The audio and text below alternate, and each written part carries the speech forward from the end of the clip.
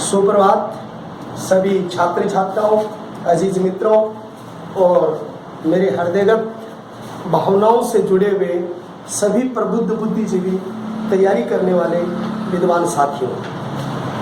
हमारा जो कल टॉपिक चल रहा था वो 1857 की क्रांति का अंतिम चरण था। अंतिम चरण में हमने आपको बातें बताई। फिर एक बिंदु आता है कई बार कंपटीशन में, जैसे विजय सिंह जी पति के बारे में पूछ लें, अर्जुन लाल सेठी जी के बारे में पूछते हैं, दामोदर दास जी राठी के बारे में पूछते हैं, हीरालाल जी लाहिड़ी के बारे में पूछते हैं, रामकरण जी के बारे में पूछते हैं, मोतीचंद जी के बारे में पूछते हैं, माणकचंद जी के बारे में पूछते हैं, विष्णु जी के बारे में पूछते हैं। कई ऐसे श्रेष्ठ क्रांतिकारी हैं राजस्थान के इतिहास में जिनके बारे में हमें काफी समय से प्रश्न पूछे जाते हैं। तो कल मैंने आपको एक टॉपिक बताया था और वो बताया था विजय सिंह जी पथिक। एक बार उसको थोड़ा सा मैं रिवाइज कर दूं आपके साथ जुड़कर और उसको आपको बता दूं कि ये चीज यूं बताई थी। विजय सिंह जी पथिक का जन्म 1882 ईस्वी में गुड़ावली बुलंदशहर उत्तर प्रदेश में इनका जन्म हुआ था। विजय सिंह जी पथिक थे वो उत्तर प्रदेश से संबंध रखते थे। रास बिहारी बोस जो सचिंद्र सन्याल जो थे उनके ये सेवक थे या उनकी विचारधारा से परिपूर्ण थे। इनके राजनीतिक गुरु माणिक्यलाल वर्मा थे। ये जब वीर भारत माता संगठन जो गोपाल दास खैरवा और एक वीर भारत सभा जिसका गठन जो किया था वो वीर भारत सभा का गठन केसरी सिंह जी बारिश जो है उनके सहयोग से इन्होंने इनका गठन किया था। एक विद्या प्रचारणी नामक संस्था बनाई थी हरि भाई किंकर ने, उनमें भी इसका महत्वपूर्ण योगदान रहा था। साधु सीताराम दास जी के कहने पर ये बिजोलिया किसान आंदोलन से जुड़े और भेरी साल गांव में 1917 में हरियाली अमावस्या श्रावण अमावस्या को प्रमाण पंच बोर्ड का गठन किया। फिर वर्धा में राजस्थान सेवा संघ की स्थापना की, राजस्थान केसरी पत्रिका निकाली, नवीन राजस्थान नाम की पत्रिका निकाली, तरुण राजस्थान नाम की पत्रिका निकाली। अखिल भारतीय देसी राज्य लोक परिषद में इनका महत्वपूर्ण योगदान रहा। उसके अलावा भी जो विजय सिंह जी पथिक जो है वो एक राष्ट्रीय क्रांतिकारी मंच पर भी प्रमुख रूप से कार्यरत रहे। इनकी शादी जब ये 48 साल की उम्र में थे तो श्रीमती जानकी देवी के साथ हुई। वो भी एक अध्यापिका का काम करती थी, लेकिन वैवाहिक जीवन वो नहीं बिता पाए, ज़्यादा सुखमय जीवन उनका नहीं रहा। अब विजय सिंह जी पथिक का लास्ट का एक टॉपिक बचा हुआ था, उसकी पुस्तकों के बारे में मैं बता दूं। यानी विजय सिंह जी पथिक ने अजमेरू नामक उपन्यास लिखा, पथिक प्रमोद नामक पुस्तक लिखी, नव संदेश नामक पुस्तक लिखी, राजस्थान संदेश, नव संदेश और राजस्थान संदेश 2 पत्रिका है। और दूसरी बात इसके ऊपर क्या आती है तो विजय सिंह जी पथिक कल वाले शब्द में इसका पथिक जो यानी कि संदेश पुस्तक है, पत्रिका है, राजस्थान संदेश नामक जो इसकी है वो पत्रिका के रूप में है। नव संदेश आपके नव संदेश नाम की पुस्तक आती है। ये पथिक प्रमोद संदेश भी आता है, इसके आगे प्रमोद संदेश भी लिखा हुआ होता है। पथिक प्रमोद संदेश या कहानी संग्रह ये एक तो ये है। और उसके अलावा अजमेरू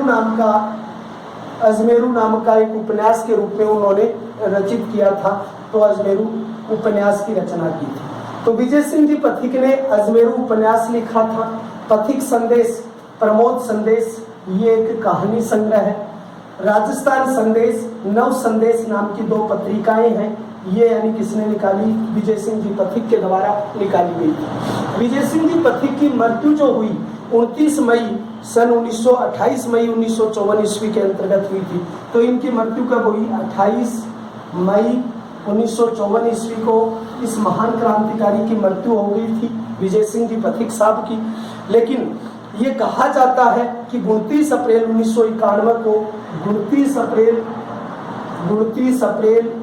1991 को यानी एक प्रमुख रूप से काम किया गया था संचार विभाग के द्वारा, और संचार विभाग के द्वारा इस पर एक डाक टिकट के रूप में जारी किया गया था। किसके द्वारा? विजय सिंह जी पथिक के द्वारा। तो ये सारी चीजें विजय सिंह जी पथिक के बारे में थी। कल बाकी चीजें हमारी उस वीडियो में डिस्कस हो गई थी। और फिर ये 4-5 चीजें जो थी ये मैंने कहा था कि हम अगले वीडियो में आपको बताएंगे, तो ये हमने आपको बताई। इनको आपको बहुत अच्छे तरीके से तैयार रखना। फिर दूसरी चीज आपको हमें बतानी है वो अर्जुन लाल जी सेठी के बारे में बतानी है। तो आप यानी आपका टॉपिक जो मुख्य होगा उस टॉपिक का नाम होगा अर्जुन लाल सेठी। देखो अर्जुन लाल सेठी जी जो है, इनका जो जन्म हुआ था वो 9 दिसंबर सन 1880 को जन्म हुआ था। तो आप इसका जन्म लिखोगे 9 दिसंबर 1880 ईस्वी को इसका जन्म हुआ था। कौन से परिवार में हुआ था? तो जैन परिवार में हुआ। जैन परिवार का भी कौन सा समुदाय था? दिगंबर। और दिगंबर में भी एक जाति होती है खंडेलवाल, उस दिगंबर खंडेलवाल परिवार में इसका जन्म हुआ था। किसका? जो अर्जुन लाल जी सेठी हैं, इनकी जन्म भूमि थी वो जयपुर थी, यानी इनकी जन्म भूमि है जयपुर है। इनके पिता का नाम जवाहरमल है। इनके जो पिता हैं उनका नाम जवाहरमल है, माता का नाम इंदु है। तो माता इनकी जो है वो तो इंदु है और जवाहरमल है वो इनके क्या है? पिता है। अर्जुन लाल जी सेठी जो है उनके जब इन्होंने शिक्षा प्राप्त की थी तो इलाहाबाद विश्वविद्यालय से इन्होंने शिक्षा प्राप्त की थी।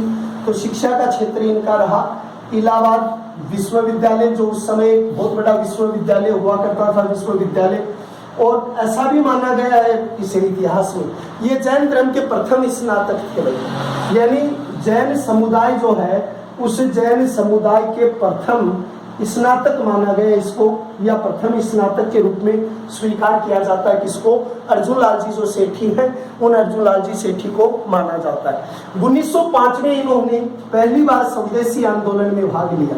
1905 में इन्होंने क्या किया था? स्वदेशी आंदोलन। ये जो स्वदेशी आंदोलन था उस स्वदेशी आंदोलन के अंतर्गत इनके द्वारा भाग लिया गया था। पहला राजनीतिक क्रम था जिसके द्वारा इसमें इन्होंने भाग लिया था। फिर दूसरी बात यहाँ पर आती है 1905 ईस्वी में इसने जैन शिक्षा समिति का गठन किया। तो यानी 1905 ईस्वी में जैन शिक्षा समिति का गठन किया था। समिति भी कह सकते हो, सोसाइटी भी कह सकते हो। ये जैन शिक्षा समिति है, ये कोई शैक्षणिक नहीं था बल्कि यहाँ पर राजनीतिक शिक्षा दी जाती थी, बम बनाने की शिक्षा दी जाती थी। आप इसे कह सकते हो राजनीतिक शिक्षा कह सकते हो, बम बनाने की शिक्षा आप इसके लिए कह सकते हो। ये कई शब्दावलियां आप इसके अंतर्गत जोड़ सकते हो। इस जैन शिक्षा सोसाइटी में कई विद्यार्थियों ने अध्ययन किया था। जैसे आपके जो विद्यार्थी हैं जिसके अंतर्गत नाम आता है माणकचंद है, उसके बाद में दूसरे विद्यार्थी हैं जिसका नाम है मोतीचंद है, तीसरे विद्यार्थी हैं जिसका नाम विष्णुगुप्त है, चौथे नंबर पर जो विद्यार्थी है उसका नाम है जोरावर सिंह बारेठ जो है, उसके बाद में यानी प्रताप सिंह बारेठ है। ये सारे जो हैं ये इसी के विद्यार्थी रहे या इसी में पढ़े हैं, यहाँ पर इन्होंने अध्ययन जो है वो प्राप्त किया है। दूसरी बात यह है कि ये जो अर्जुन लाल जी सेठी जो है, ये अर्जुन लाल जी सेठी एक बार माधो सिंह सेकंड इस समय राजा थे, यानी जयपुर के राजा अगर आपको पूछता है तो जयपुर के राजा इस समय कौन थे जब अर्जुन लाल जी सेठी थे? तो जयपुर के राजा थे माधो सिंह सेकंड। और माधो सिंह सेकंड जो है इसने देखो चोमू या चोमुखा ये दो शब्द है, चोमू का ही नाम चोमुखा है। तो इस माधो सिंह सेकंड ने इसकी प्रतिभा देखी एक बार, क्योंकि इनके पिता जो थे वो एक बाबू थे, जवाहरमल जी जो थे वो जयपुर के एक बाबू थे। तो इन्होंने इनकी प्रतिभा देखी तो इनको कलेक्टर का पद दिया।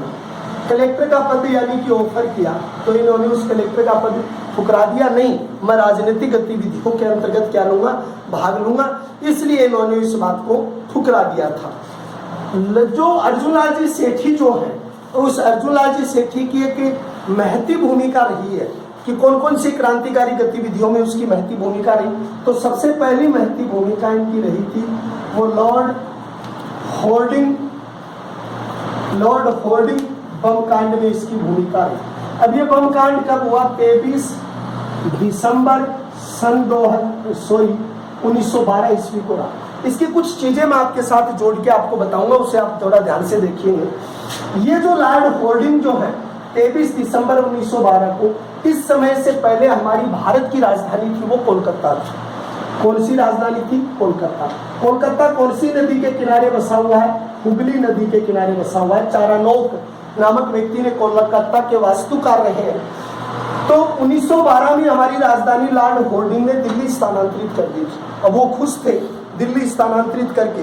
तो यानी कि दिल्ली का एक स्थान है चांदनी चौक, जहां पर औरंगजेब ने तेग बहादुर की हत्या की थी।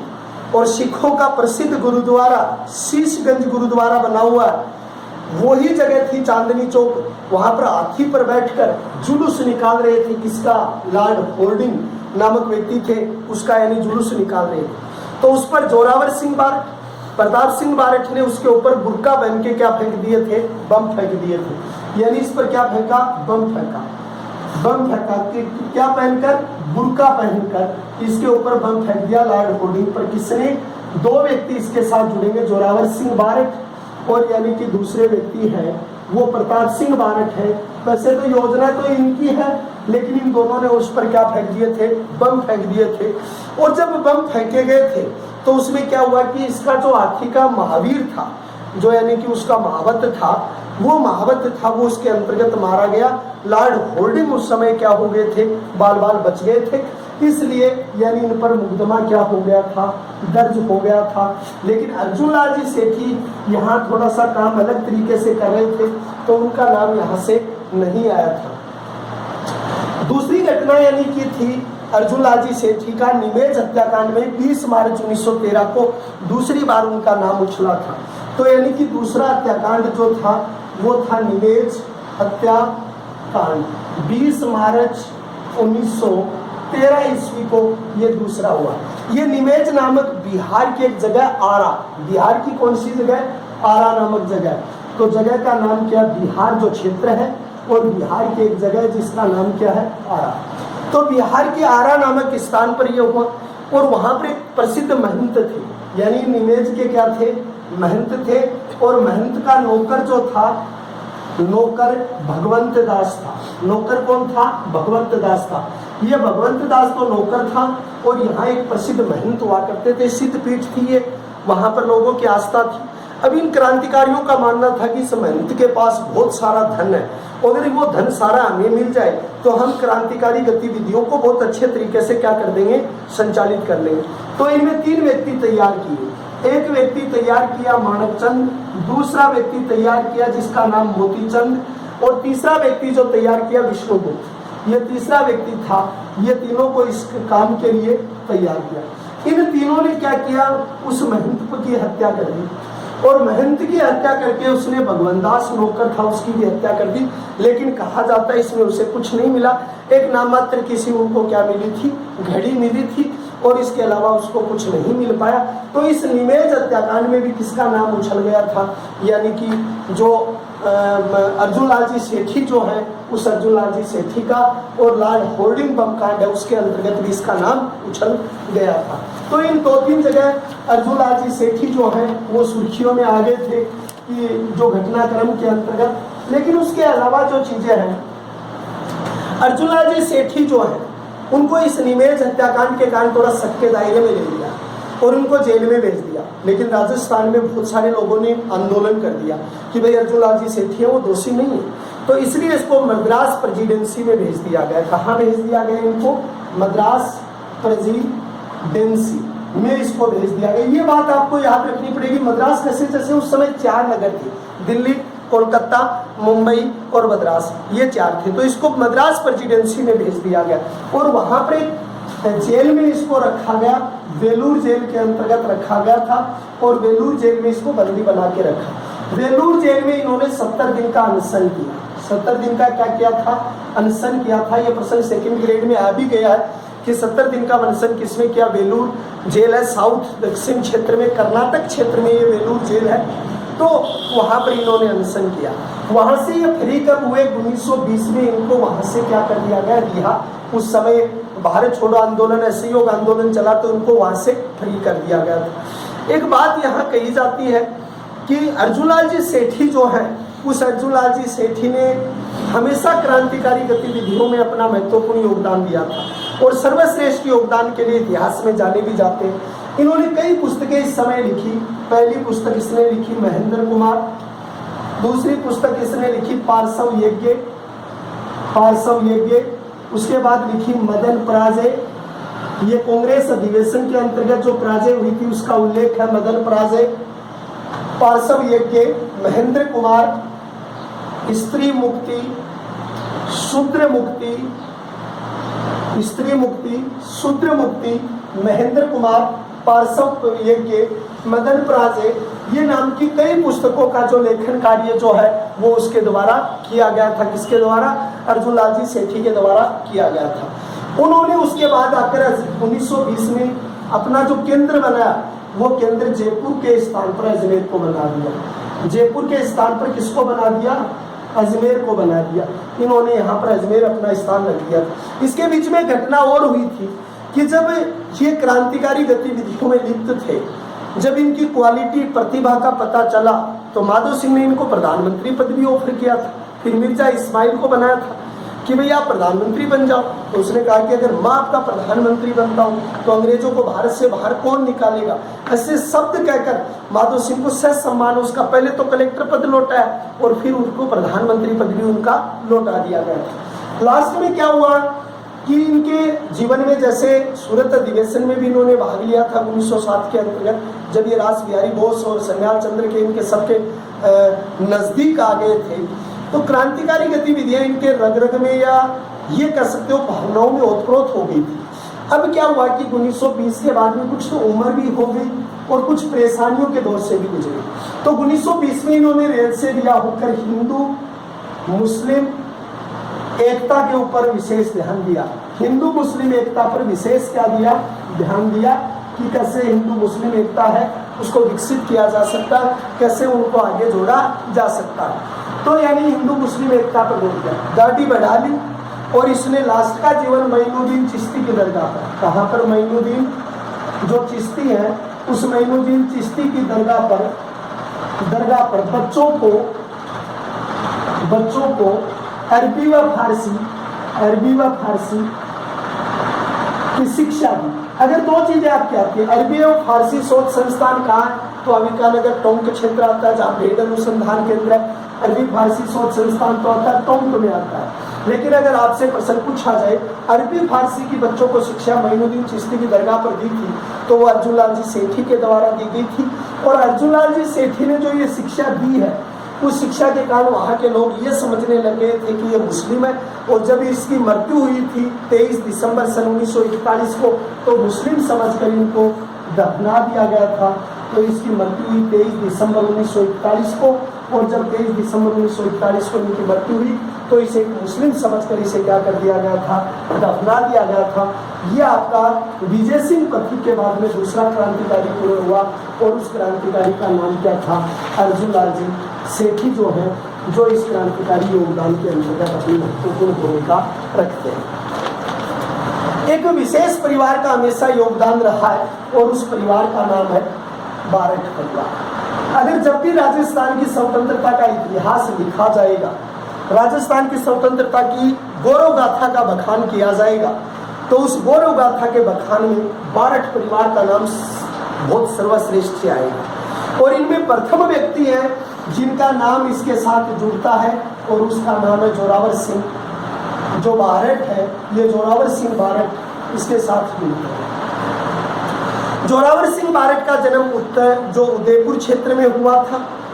केसरी सिंह बारठ इसके भाई थे और इनकी जो प्रारंभिक शिक्षा हुई वो उदयपुर में हुई, आगामी जो शिक्षा वो जोधपुर में हुई। तो इसका मूल केंद्र जो जन्म स्थान था वो उदयपुर था। इनकी शिक्षा जो हुई थी वो कहाँ पर हुई थी? प्रारंभिक शिक्षा इनकी उदयपुर। शुरुआत तो शिक्षा की कहाँ हुई? शुरुआत हुई है वो तो शिक्षा की उदयपुर में हुई। पूर्ण शिक्षा इसकी या आगामी उच्चतम शिक्षा प्राप्त की वो जोधपुर क्षेत्र के अंतर्गत की गई। इनका जो विवाह हुआ वो कोटा के ठाकुर थे। कोटा के कौन थे? ठाकुर थे। और उनका नाम था तख्त सिंह। देखो तख्त सिंह दो है, एक तो 1857 की क्रांति के अंतर्गत तख्त सिंह जोधपुर के राजा रहे। ये कोटा के तख्त सिंह ठाकुर थे, ठिकानेदार थे, उस समय सामंत थे। और उस तख्त सिंह की पुत्री थी जिसका नाम था अनूप कंवर, उसका नाम था। उस अनूप कंवर से इसकी क्या हुई? शादी। लेकिन अनूप गुरु से शादी होने के बाद भी इसका ध्यान नहीं लगा क्योंकि इनका ध्यान सशस्त्र क्रांति के अंतर्गत महत्वपूर्ण था। और इस जोरावर सिंह बारठ की महती भूमिका रही थी वो तो मैं कल भी अभी आपको मैंने बताया 23 दिसंबर 1912 जो कौन सी बात में रही थी? लॉर्ड होल्डिंग जो बम कांड था उस बम कांड के अंतर्गत इसकी महत्वपूर्ण भूमिका रही थी। वहाँ पर ये महत्वपूर्ण रूप से इनकी महत्वपूर्ण भूमिका थी। जो मैंने अभी आपको बताया प्रताप सिंह बारठ और जोरावर सिंह बारठ की इसकी महत्वपूर्ण भूमिका रही थी। बुर्का पहन के किया था। महावीर जो महावत थे उनकी इसमें क्या हो गई थी, मृत्यु हो गई थी। कुरडिया एकलगढ़ नामक स्थान पर चले गए थे। अब इस मामले में जब इसका नाम उछल गया था कि भाई जोरावर सिंह बारठ है वो शामिल है, तो ये यहाँ से कहाँ चले गए थे, कुरडिया एकलगढ़, जहाँ इनका स्मारक भी है एकलगढ़, एमपी में चले गए थे। यानी कुरडिया एकलगढ़ जो है वहाँ एमपी में ये चले गए और एमपी में यहाँ उनकी स्मारक भी बना हुआ और छतरी भी बनी हुई है। यहाँ उसकी क्या बनी हुई है, छतरी भी बनी हुई है। और आप स्मारक, ये एक ही चीज होती है, चाहे आप इसको छतरी कह दो चाहे स्मारक कह दो, ये कोई अलग अलग चीज नहीं है। आप उसी को छतरी कह सकते हो, उसी को स्मारक कह सकते हो, वो भी बनी हुई है। अब इन्होंने सोचा कि जब कुरडिया एकलगढ़ थे तो इन्होंने बचने के लिए अपना नाम बदल दिया था और अपने नाम का नाम कर दिया था अमरदास बैरागी। अमरदास बैरागी के रूप से इन्होंने अपना जीवन यापन किया। कुरडिया एकलगढ़ जो है उसके अंतर्गत इसका स्मारक भी रहा। लेकिन इस जोरावर सिंह के साथ इसके पुत्र थे जिसका नाम था प्रताप सिंह बारठ। इसकी भी क्या थी, महत्वपूर्ण भूमिका थी किसमें, लैंड होल्डिंग वाले बम कांड में। अब इसको जोरावर सिंह बारठ पर तो एक प्रश्न है कि इस पर सरकार ने इनाम घोषित कर रखा था। इस पर क्या कर रखा था, इनाम घोषित कर रखा था। लेकिन मजबूरी की बात यह है इसको कभी भी गिरफ्तार नहीं कर पाए, कभी बंदी नहीं बना पाए। तो उसका नाम है जोरावर सिंह बारठ जो है उसको बंदी नहीं बना पाए। लेकिन प्रताप सिंह बारठ को बंदी बना दिया गया और प्रताप सिंह बारठ को बंदी बना के कौन सी जेल में रखा गया था, मेरठ जेल में रखा गया। वहाँ पर इसको यातनाएं दी गई, भरपूर इसको कष्ट दिए गए। मेरठ से इसे ट्रांसफर कर दिया गया था कहाँ पर, बरेली, जो आज, अब ये मेरठ तो 1857 की क्रांति का केंद्र है और बरेली आज एक रेजिमेंट का प्रमुख केंद्र है। तो वहां पर इसको यातनाएं दी। इनको यातना देते हुए प्रताप सिंह बारठ को कहा कि आपकी माता रो रही है, आप हमें उस क्रांतिकारी गतिविधि में कौन कौन लिप्त थे, आप हमें उनके नाम बता दो, हम आपको छोड़ देंगे, यानी लालच दी। लेकिन प्रताप सिंह बारठ का एक ही कहना था, अगर मेरी माता रोती तो रोने दो। अगर मैं मेरी एक स्वयं को जन्म देने वाली माँ को खुश करने के लिए अगर भारत माता को रुलाता हूँ, अनेक माता के वीरों को, वीर माताओं के जो वीर पुत्र हैं उनकी माताओं को रुलाता हूँ, ये मुझे शोभा नहीं देता। तो उसने कहा मेरी माता रोती है तो रोने दो। अब बरेली में उनके साथ अमानस्विक व्यवहार हुआ जहाँ पर प्रताप सिंह बारठ की क्या हो गई थी, मौत हो गई। कई बार कंपटीशन में ऐसे प्रश्न पूछे जाएंगे कि उसमें आपको सुमेलित करवाएगा। जैसे प्रताप सिंह बारठ का संबंध बरेली या मेरठ जेल से है, जैसे आपको जोरावर सिंह बारठ है कभी बंदी नहीं हुई, और केसरी सिंह बारठ है उसका संबंध है वो हजारीबाग जेल से है। जो हजारीबाग जेल कहाँ पर आती है, बिहार क्षेत्र के अंतर्गत आती है। जैसे वेलूर जेल आती है तो वेलूर जेल में अर्जुनलाल सेठी को रखा। ये प्रश्न विद्यार्थियों या साथियों, मित्रों, दोस्तों आपको जरूर याद रखना है, क्योंकि ये जो सुमेलित करवाएगा तो उसमें सुमेलित करवाने का तरीका यही होगा कि उसमें 4 जेलों के नाम लिख देगा और किस जेल में किस क्रांतिकारी को बंदी बना के रखा गया, ये बात आपसे पूछी जाती है। उसके बाद में आपके अगले क्रांतिकारी हैं, तो देखिएगा ये सभी चीजें आपके जीवन में अति उपयोगी हैं। जितने भी जुड़े हुए बंधु लोग हैं सभी सम्मानित गण हैं और सम्मानने योग्य जितने भी छात्र हैं, साथी हैं, तो वो देखिए एक बात। तो एक बात आपसे यहाँ पर पूछी जाती है, केसरी सिंह बारठ। अब आपका अगला जो है केसरी सिंह बारठ, ये चौथे क्रांतिकारी के रूप में आते हैं। केसरी सिंह बारठ का जन्म शाहपुरा या देवीपुरा जो क्षेत्र है, देवपुरा शाहपुरा क्षेत्र में हुआ था। तो इसका जन्म देवीपुरा देवीपुरा शाहपुरा जो भीलवाड़ा क्षेत्र है, मेवाड़ का हिस्सा है, वहाँ शाहपुरा में इसका जन्म हुआ। लेकिन इनकी कर्म भूमि जो रही है या कर्म स्थली जो इनकी रही है, वो कर्म स्थली कौन सी रही है, कर्म स्थली इनकी कोटा रही है। कोटा इनकी कर्म स्थली रही है और देवीपुरा शाहपुरा में इसका क्या हुआ था, जन्म हुआ था। 21 नवंबर 1872 ईस्वी को इसका जन्म हुआ था। कितने नवंबर को, 21 नवंबर 1872 ईस्वी को इनका जन्म हुआ था। केसरी सिंह बारठ के पिता का नाम करशन सिंह बारठ था। क्या नाम था, करशन सिंह बारठ था, ये इनके पिता का नाम था। जोरावर सिंह बारठ और केसरी सिंह बारठ दोनों सगे भाई थे। करशन सिंह बारठ इनके पिता का नाम था। और कृष्ण सिंह बारठ ने एक पुस्तकालय बना रखा था और उस पुस्तकालय का नाम है कृष्ण वाणी विलास। ये पुस्तकालय उसने बना रखा था। यानी ये जो कृष्ण वाणी पुस्तकालय जो आपने बना रखा है, ये कृष्ण वाणी विलास पुस्तकालय, ये पुस्तकालय उसके पिता ने बनवाया था। किसने? पिता ने। और पिता का नाम क्या था? कृष्ण सिंह बारठ था।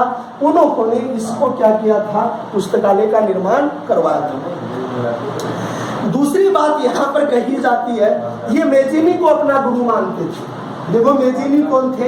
ये मेजिनी, ये तीन व्यक्ति है, मेजिनी, केऊर और गेरीवाल्दी।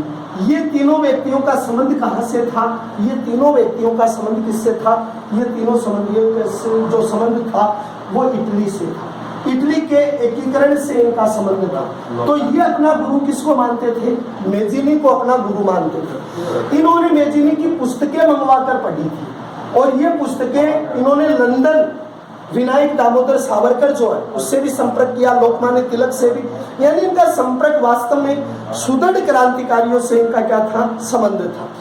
इन्होंने 1910 में वीर भारत माता सभा का गठन किया था विजय सिंह पथिक के साथ मिलकर। इन्होंने क्या किया? यहाँ पर एक चीज और बताऊंगा, वीर भारत माता एक तो आपका ये संगठन है और एक है वीर भारत सभा।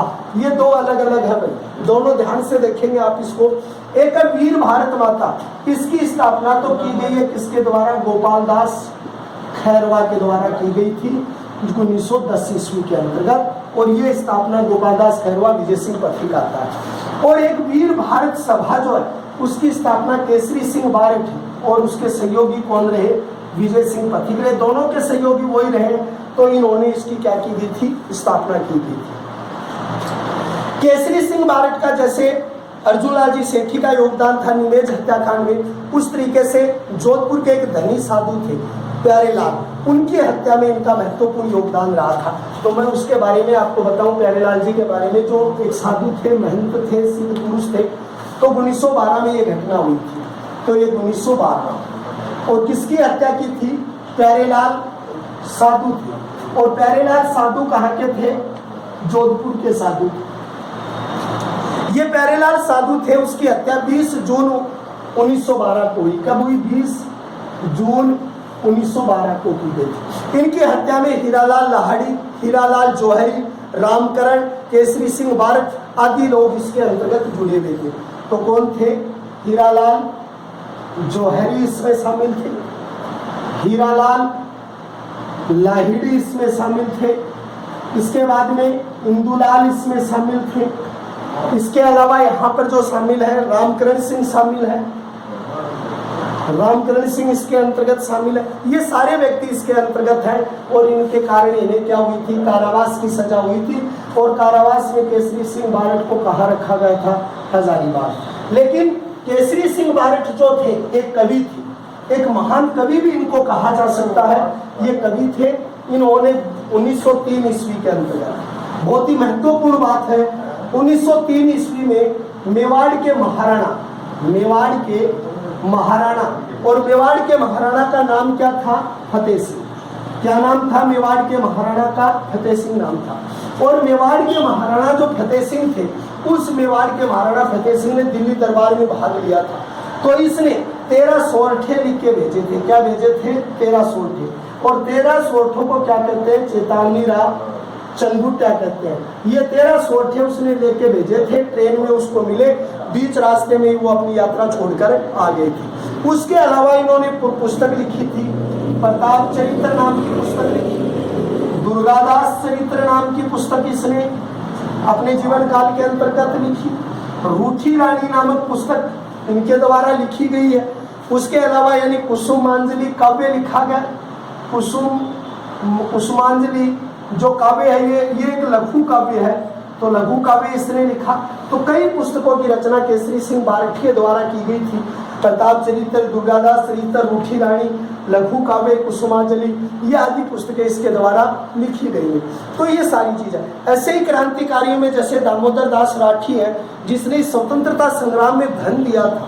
और यही कारण है उस धन देने के कारण उस दामोदर दास राठी को स्वतंत्रता संग्राम का भामाशाह के नाम से उसका नाम जो है वो उल्लेखित किया जाता है, या उसका नाम जो है वो उनके साथ जोड़ा जाता है। तो आज के टॉपिक में इतने ही क्रांतिकारी, फिर मिलते हैं कल नई क्लास के अंतर्गत। यूं ही आपका स्नेह, आपका प्रेम और आपकी लोगों की शुद्ध भावनाएं मेरे साथ जुड़ी रहे। ज़्यादा से ज़्यादा लाइक करें, शेयर करें, सब्सक्राइब करें, और आपका अतुल्य प्रेम जो आपके और मेरे किसी जन्म की वास्तविकता को दर्शाते हैं, आप इसे यूं ही बनाए रखना।